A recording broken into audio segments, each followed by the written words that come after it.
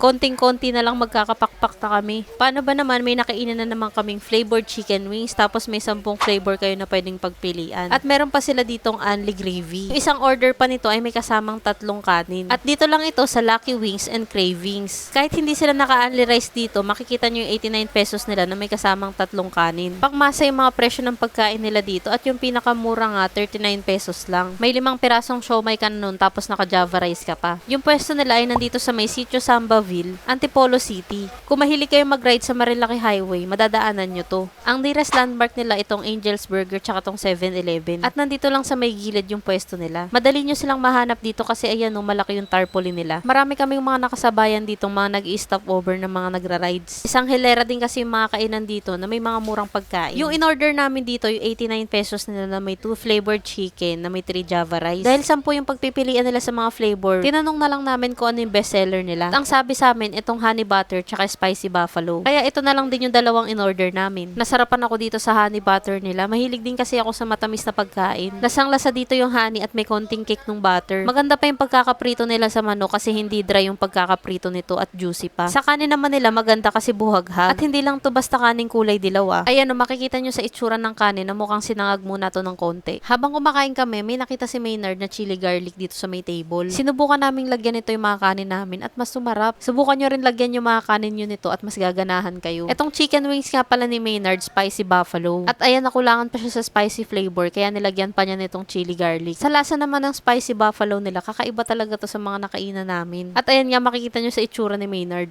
Iba yung lasa ng buffalo na. Ano? Ay, sorry guys, naputol yung video, pero ito na lang si Maynard, sasabihin niya sa inyo kung ano yung natikman niya. Guys, ano yan? Salty na maasim, tsaka may konting anghang. Di ba kasi kadalasan yung buffalo kung hindi matamis, maasim. O kaya naman combination ng tamis at asim. Pero dito nga, kagaya ng sinabi ni Maynard, salty to na maasim na may konting anghang. Medyo nakulangan kami sa lasa nito, pero nahabol naman nung nilagyan ng chili garlic. Marami pa naman kayong flavor na pwede nyong pagpilian dito at ayan nga yung 10 flavor. Sa dalawang in-order namin, yung masasuggest kong tikman nyo, itong honey butter.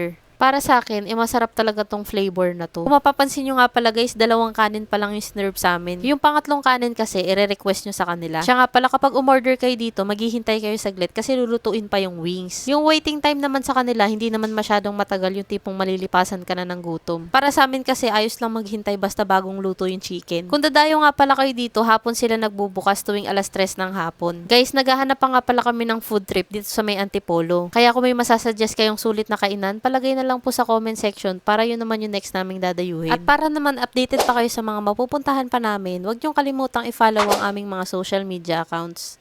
Yun lang, maraming salamat po sa panonood. Bye!